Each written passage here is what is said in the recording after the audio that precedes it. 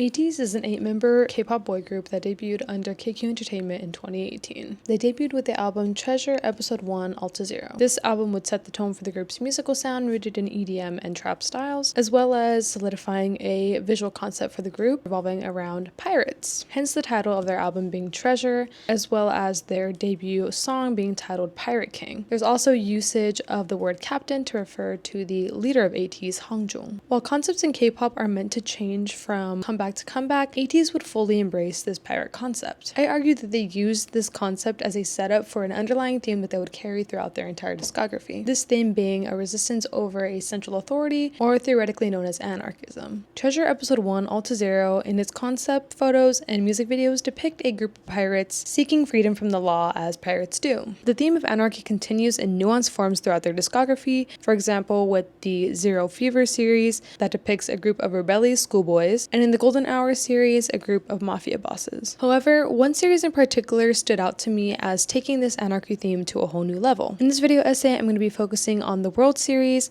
but more specifically the World Episode 1 movement, which I believe stands out to me as a more explicit depiction of anti-authority rhetoric. This album, being the first of the trilogy, takes the theme of anarchy into full swing with a new visual concept of the group emerging, following a more darker, futuristic, and dystopian vibe. The World Episode 1 movement would also introduce a new musical direction for the group, songs reflecting more hard-hitting EDM with psychedelic rock and even some heavy metal influences. This shift is illustrated carefully in the music video for the title track Guerrilla, which I'll be analyzing in this video. While the lyrics themselves integrate heavy references to resistance, I believe the creative visual choices form a deeper narrative. All this being said, the thesis for this overall analysis is that ATEEZ's music video for Guerrilla creates a visual narrative and a larger commentary on anarchy, using a blend of discontinuous and continuous editing, camera angles, and coloring to immerse viewers into a story of a guerrilla group plotting a coup against an oppressive surveillance state. To analyze this music video, I'm going to focus on two main components in conversation with the song's structure and lyrical message. Visual form, which includes coloring and lighting, and video form, which includes editing style and camera movement. Throughout this analysis, I'm going to draw examples from the music video to argue how the song's structure and auditory features, in collaboration with editing style, camera angles, and coloring, amplify the song's underlying political message, creating a more three-dimensional narrative. So to begin, I'm going to talk about visual form and world building. This outlines how coloring and lighting within the music video, disclosing information about the world in which our music video is taking place. So world building begins from the moment that the music video starts. We see multiple outside shots and jump cuts of the world that this music video is taking place. The coloring is very pale and bright,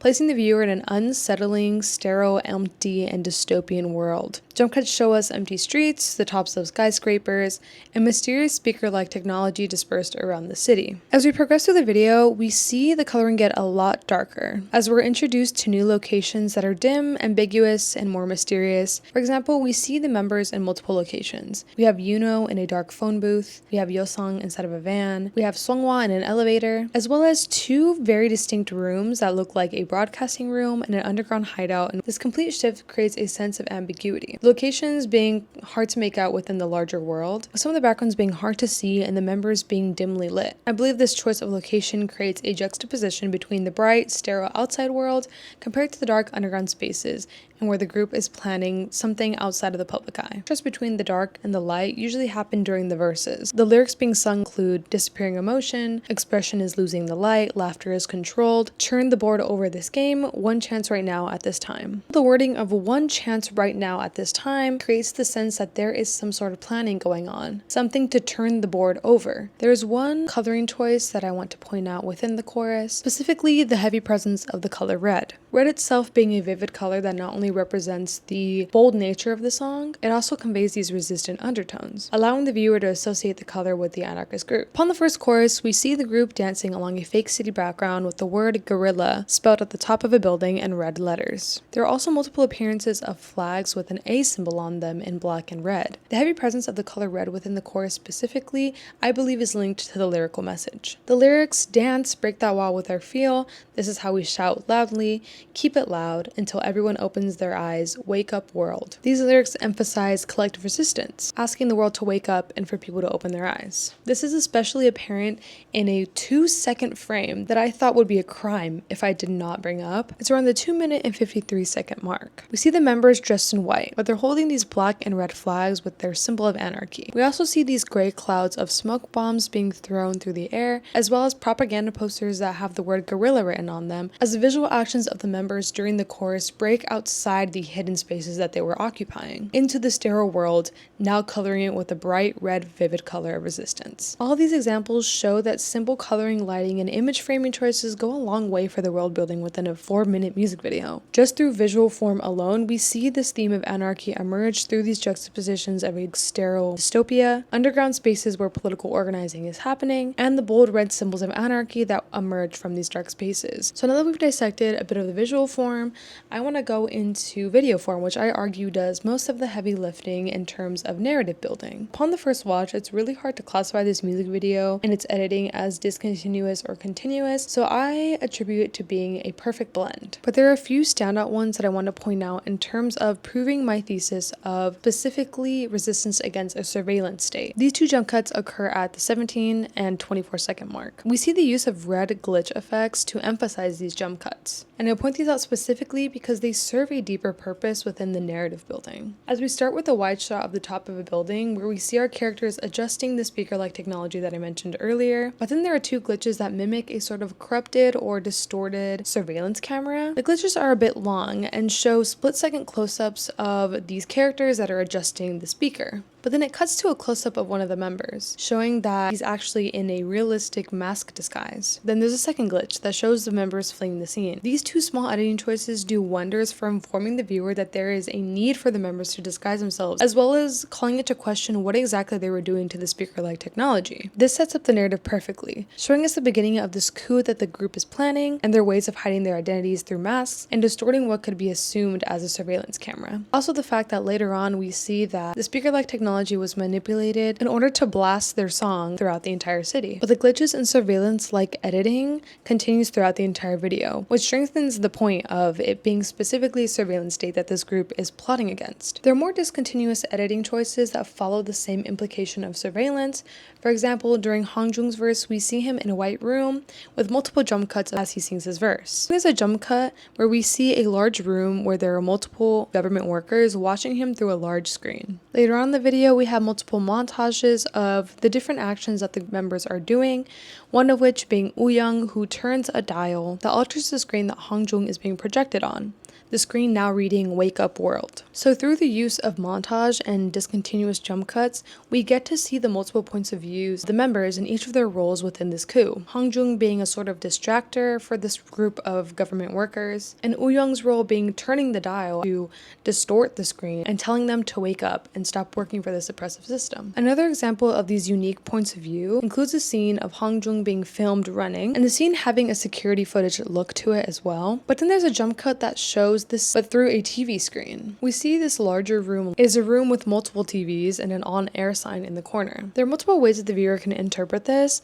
but the one that I'm going to use for my argument in proving my thesis is that this room full of TVs is a room that the group themselves organized in order to live broadcast the carrying out of this plan. Hence why we have the on-air sign in the corner that is turned on later on in the video, as well as Hangjung taking off his hood, exposing his identity. I believe that this small detail can reveal that the group themselves are using the technology that is being used against them back against the government, using live broadcasts, TV, and even messing with their speakers as to blast the music that is being used as a call to resist. There's one interesting example that I want to point out that shows this illusion of a continuous shot. I think this choice does a great job at really pulling out this through-line plan that the group has for resisting against government. We're going to go back to those dark spaces that I mentioned earlier, the phone booth, the van, the elevator, etc. This moment happens right after Hangjung's first verse at the beginning of the song. It starts with a match cut after he says "so long." As he screams into his megaphone, it jump cuts to him speaking into a mic,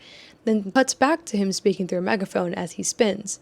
Right as he does this spin, it transitions to the camera doing a 360 around him in the photo booth. After this spin, the camera is covered by the phone booth and transitions into a swoop shot into a van where we see Yeosang hacking into the system on some sort of computer. After Yeosang says his line, it zooms into a TV where we see a surveillance camera angle of Songhwa inside of a dark elevator, this elevator also having propaganda posters all over it. Then we're met with another one of those discontinuous glitches. This goes into a shot of San seemingly putting money inside of a bag. I like this shot in particular because we see an upward angle of San that really immerses the viewer not as a spectator of what's going on, but more of an unconventional angle of the actions of each of the members. But as San zips the bag, it unzips into a match cut of the elevator doors opening and Songhwa walking out of that elevator. What I find interesting about this entire sequence is that it's an entire montage that looks continuous.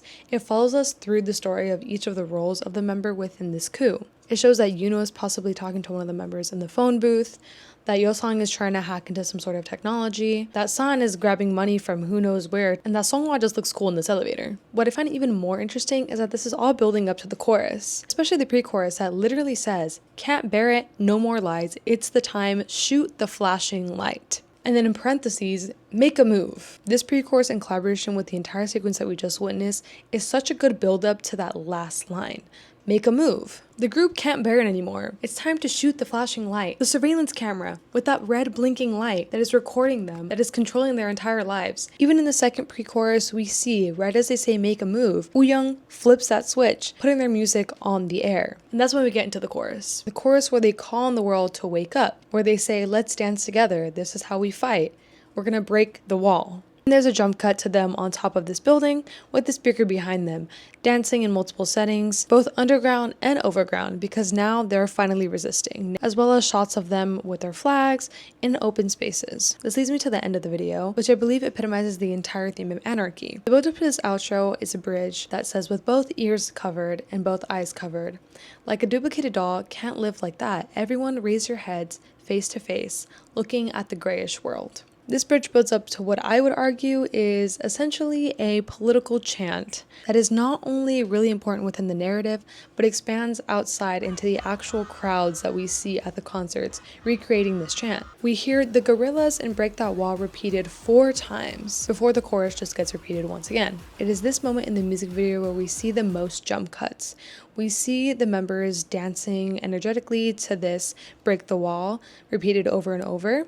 We also see jump cuts of them throwing propaganda posters off of balconies as well as outside of their van, and also cuts of the large blimps in the sky dropping propaganda posters as well. That last break the wall section really being the final call to action, to wake up and break the wall of oppression. So in conclusion, the Guerrilla music video uses discontinuous and continuous editing to show us the start, middle, and end of this entire plan to overthrow an oppressive surveillance state. This goes hand in hand with the political message that is very, very obviously within the song. That's why I believe Guerrilla is one of the music videos within the K-pop industry that really shows the power of narrative to provide the viewer with an immersive audio-visual experience. I hope this video was somewhat enlightening or opened your eyes to the potential of K-pop music videos, as well as just instilling some interest into ATEEZ in general. They're an amazing group and their music is amazing and they do a great job at storytelling. So yeah, thanks for watching.